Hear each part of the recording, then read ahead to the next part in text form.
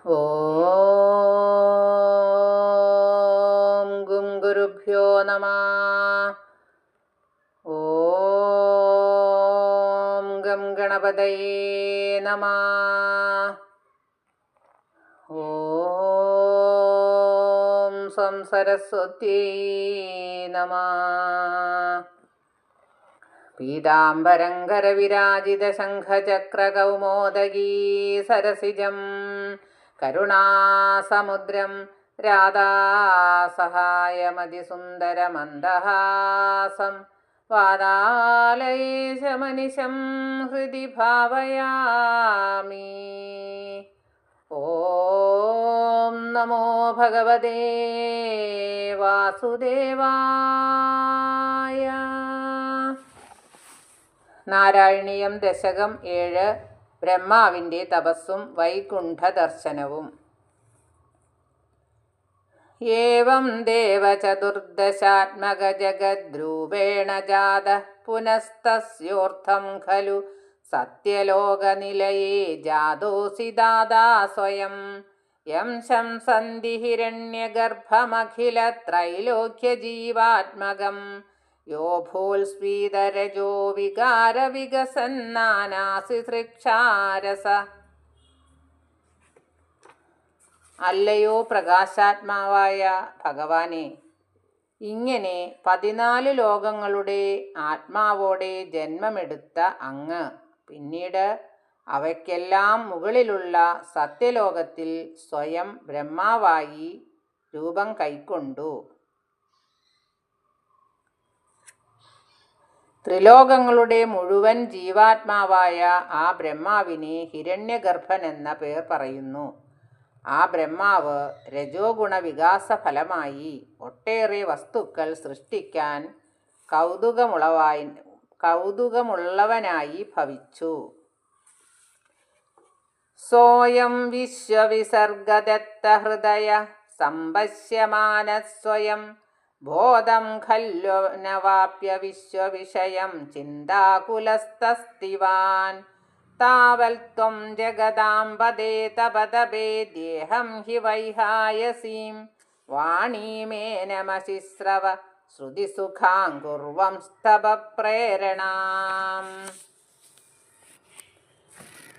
വിശ്വനിർമ്മാണോത്സുകചിത്തനായ ഹിരണ്യഗർഭൻ സ്വയം പര്യാലോചന ചെയ്തെങ്കിലും വിശ്വസ്വരൂപത്തെ കുറിച്ച് ഒരു ബോധവും ലഭിക്കാതെ ചിന്താകുലനായി തീർന്നു. അപ്പോൾ അങ്ങ് തപസ്സിനുള്ള പ്രേരണ ചെലുത്തുവാൻ വേണ്ടി തപസ്സു ചെയ്യുക എന്നിപ്രകാരം ഇമ്പമുള്ള ശബ്ദത്തിൽ ഹിരണ്യഗർഭനെ അശരീരി കേൾപ്പിച്ചു. കോസൗ മാമവതൽപുമാനിധി ജലാ പൂർണേ ജഗന്മണ്ഡലേ ദീക്ഷോ ദീക്ഷ കിമപ്യനീക്ഷിതവദാ വാക്യാർത്ഥമുൽപശ്യതാ. ദിവ്യം വർഷസഹസ്രമാതപസാ തേന ത്വമാരാധിതസ്തസ്മൈ ദർശിതവാനസി സ്വനിലയം വൈകുണ്ഠമേഘാത്ഭുതം. വിശ്വമണ്ഡലം മുഴുവൻ ജലാവൃതമായിരിക്കെ ഇപ്രകാരം എന്നോട് പറഞ്ഞതാരാണെന്ന് ചിന്തിച്ച് 4 ദിക്കിലും നോക്കിയെങ്കിലും ഒന്നും ദർശിക്കാൻ കഴിയാതിരുന്ന ബ്രഹ്മാവ് അശരീരിയുടെ അർത്ഥം ഗ്രഹിച്ച് 1000 ദിവ്യവർഷങ്ങൾ തപസ്സു അനുഷ്ഠിച്ചു. അങ്ങനെ ബ്രഹ്മാവിനാൽ ഭജിക്കപ്പെട്ട അങ്ങ് ഏകാതിശയകരവും സ്വവാസസ്ഥാനവുമായ വൈകുണ്ഠം അദ്ദേഹത്തിന് ദർശന വിഷയമാക്കി. മായായത്ര കഥാഭിനോ വിഗുരുദേ ഭാദേ ജഗദ്ഭ്യോ ബഹി ശോകക്രോധ വിമോഹ സാധ്വസമുഖാ ഭാവാസ്തു ദൂരം ഗതാ. സാന്ദ്രാനന്ദച്ചരിച്ച യത്ര പരമജ്യോതിപ്രകാശാത്മകേ തത്തേ ധാമ വിഭാവിതം വിജയതേ വൈകുണ്ഠരൂപം വിഭോ. സർവവ്യാപിയായ ഭഗവാനെ, ഈ ലോകങ്ങളുടെയെല്ലാം ബഹിർഭാഗത്ത് ശോഭയോടെ വർത്തിക്കുന്ന ആ വൈകുണ്ഠലോകത്തെ ഒരിക്കലും മായാശക്തി ബാധിക്കുന്നില്ല. ശോകം, ക്രോധം, മൗഢ്യം, ഭയം എന്നീ വികാരഭേദങ്ങൾ അവിടെ നിന്നും ദൂരത്തിൽ സ്ഥിതി ചെയ്യുന്നു.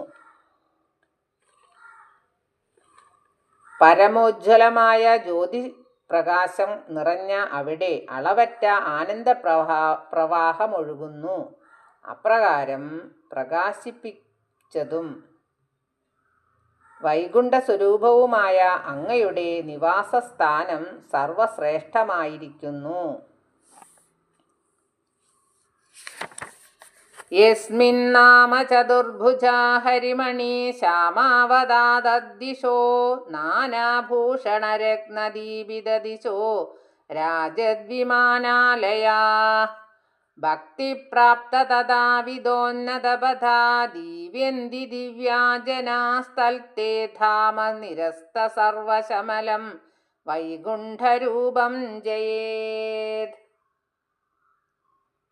ആ വൈകുണ്ഠലോകത്തിൽ ചതുർഭുജരും ഇന്ദ്രനീലം പോലെ ശ്യാമവും പവിത്രവുമായ ശരീരഭംഗിയുള്ളവരും വിവിധ തരത്തിലുള്ള ആഭരണങ്ങളിലെ രത്നങ്ങളാൽ പ്രകാശിക്കപ്പെട്ട ദിക്കുകളോടെ കാന്തിമത്തായ വിമാനങ്ങളിൽ ഇരിപ്പുറപ്പിച്ചവരും ഭക്തിയാൽ സംസിദ്ധമായ ആ വിധമുള്ള ഉന്നത സ്ഥാനത്തോടു കൂടിയവരുമായ ദിവ്യപുരുഷന്മാർ സ്ഥിതി ചെയ്യുന്നു. എല്ലാ പാപങ്ങളെയും ശമിപ്പിക്കുന്നതും വൈകുണ്ഠസ്വരൂപവുമായ അങ്ങയുടെ ആ ഉന്നത സ്ഥാനം സർവോപരി വിജയിക്കട്ടെ.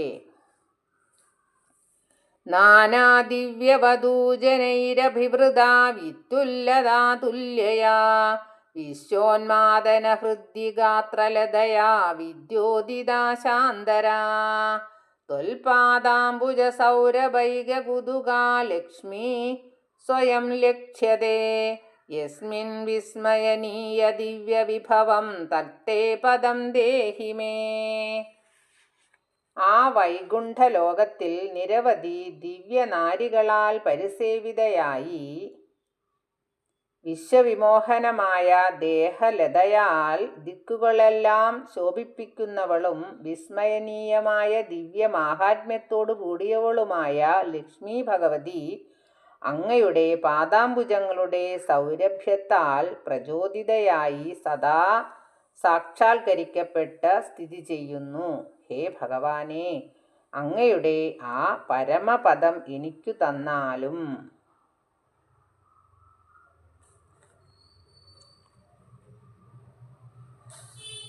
തത്രൈവം പ്രതിദർശിതേ നിജപദേ രത്നാസനാദ്യാസിതം ബാസ്വൽകോടിലസൽ കിരീടകടകാദ്യാകൽപതി ഭ്രാകൃതി ശ്രീവത്സാങ്കിതമാത്ത കൗസ്തുഭമണി ഛായാരുണം കാരണം വിശേഷാന്ത തവ രൂപമൈക്ഷത വിധി സ്ഥൽത്തെ വിഭോ പാതുമേ. ഇപ്രകാരം പ്രദർശിപ്പിക്കപ്പെട്ട വൈകുണ്ഠലോകത്തിൽ രത്നസിംഹാസനത്തിലിരിക്കുന്നതും ഉജ്ജ്വലിക്കുന്ന കോടി സൂര്യന്മാരെ പോലെയുള്ള കിരീടം, കടകം മുതലായ ആഭരണങ്ങളണിഞ്ഞ് പ്രകാശപൂർണമായതും ശ്രീവത്സം അങ്കിതമായിട്ടുള്ളതും കൗസ്തുഭരത്നകാന്തിയാൽ അരുണവർണം പൂണ്ടതും എല്ലാ വിശ്വത്തിൻ്റെയും മൂലകാരണവുമായ അങ്ങയുടെ രൂപത്തെ ബ്രഹ്മാവ് പ്രത്യക്ഷ രൂപത്തിൽ ദർശിച്ചു. ഹേ ഭഗവാനെ, ആ രൂപം എന്നിലും പ്രകാശിപ്പിക്കണേ. ഗുരുവായൂരപ്പ. കാളാംബോധകളായ കോമളരുചി ചക്രേണ ചക്രം ദിശാമാവൃണ്വാനമുദാരമന്ദഹസിത സ്യന്തപ്രസന്നാനനം രാജൽ കമ്പുഗധാരി പങ്കജധര ശ്രീമദ്ഭുജാമണ്ഡലം സൃഷ്ടുതുഷ്ടികരം വപുസ്തവ വിഭോ മദ്രോഗമുദ്വോസയേത്. ഹരേ നാരായണ ഹരേ നാരായണ ഹരേ നാരായണ ഹരേ നാരായണ. കാർമേഘം, കായാമ്പു എന്നിവ പോലെ കോമളമായ പ്രകാശവലയത്താൽ 4 ദിക്കുകളെയും ആവരണം ചെയ്യുന്നതും കാരുണ്യപൂർണമായ മന്ദഹാസധാരയാൽ പ്രസന്നമായ മുഖത്തോടു കൂടിയതും വിരാജമാനങ്ങളായ ശംഖ, ഗദ, ചക്രം, പങ്കജം എന്നിവ ഏന്തുന്ന ഐശ്വര്യസമ്പൂർണങ്ങളായ ഭുജങ്ങളോടു കൂടിയതും ബ്രഹ്മദേവന് സന്തുഷ്ടിയുണ്ടാക്കിയതുമായ അങ്ങയുടെ പരിശുദ്ധമൂർത്തി, അല്ലയോ ഭഗവാനെ, നിശ്ചയമായും എൻ്റെ രോഗങ്ങളെ അകറ്റിക്കളയും. ദൃഷ്ട്വാ സംഭൃത സംഭ്രമക്കമലഭൂതുൽപാദപാദോരുഹേ ഹർഷാവേശവശം വദോ നിപതിതാ പ്രീത്യാ കൃതാർത്ഥീ ഭവൻ ജാനാസീവ മനീഷിതം മമ വിഭോ ജ്ഞാനം ദദാ പാദയ ദ്വൈതാദ്വൈതഭവൽ സ്വരൂപപരമിത്യാചഷ്ടത്തം ത്വാം ഭജേ. ആ സ്വരൂപദർശനത്താൽ പരിഭ്രാന്തചിത്തനായ ബ്രഹ്മാവ് ഹർഷാവേഗത്തിന് കീഴ്പ്പെട്ട് അങ്ങയുടെ ചരണകമലത്തിൽ നമസ്കരിച്ച് പ്രീതനും കൃതാർത്ഥനുമായി പറഞ്ഞു, അല്ലയോ വിഭോ, അങ്ങയ്ക്ക് എൻ്റെ ആഗ്രഹമറിയാമല്ലോ. ദ്വൈതവും അദ്വൈതവുമായ അങ്ങയുടെ സ്വരൂപത്തെക്കുറിച്ചുള്ള ശരിയായ ജ്ഞാനം എന്നിലുണ്ടാകണേ. ഇപ്രകാരം ബ്രഹ്മാവിനാൽ അപേക്ഷിക്കപ്പെട്ട അങ്ങയെ ഞാൻ ഭജിക്കുന്നു. ആദമ്രേ ചരണേ വിനമ്രമതത്വം ഹസ്തേന ഹസ്തേ സ്പൃശൻ ബോധസ്തേ ഭവിദാന സർഗവിധിഭിർബന്ധോഭി സംജായതേ ഇത്യാഭാഷ്യഗിരം പ്രദോഷ്യ നിതരാൻ തച്ഛിത്തഗൂഢസ്വയം സൃഷ്ടൗ തം സമുദൈരയസ ഭഗവൻ ഉല്ലാസയുല്ലാഖദാം. അരുണാഭയങ്ങളായ പാദങ്ങളിൽ നമസ്കരിച്ച് ബ്രഹ്മാവിൻ്റെ കയ്യിൽ സ്വന്തം കൈകൊണ്ട് സ്പർശിച്ച അങ്ങ് പറഞ്ഞു, അവിടത്തേക്ക് യഥാർത്ഥ ജ്ഞാനസിദ്ധി ലഭിക്കും. സൃഷ്ടികർമ്മങ്ങളാൽ ബന്ധം സംജാതമാകുകയില്ല. ഈ വാക്കുകളാൽ സന്തുഷ്ടനായി ഭവിച്ച ബ്രഹ്മാവിൻ്റെ മനസ്സിൽ മറഞ്ഞിരുന്നുകൊണ്ട് അങ്ങ് അദ്ദേഹത്തെ സൃഷ്ടികർമ്മത്തിനു വേണ്ടി പ്രേരിപ്പിച്ചു. അപ്രകാരമുള്ള ഹേ ഭഗവാനെ, എന്നിൽ ആരോഗ്യത്തെ പ്രകാശിപ്പിക്കണേ. ഗുരുവായൂരപ്പാ രക്ഷിക്കണേ. ശ്രീഹരയേ നമഃ. സർവത്ര ഗോവിന്ദനാമ സങ്കീർത്തനം. ഗോവിന്ദ ഗോവിന്ദ. സർവത്ര ദേവീനാമ സങ്കീർത്തനം. ശ്രീജഗദംബികായേ നമഃ.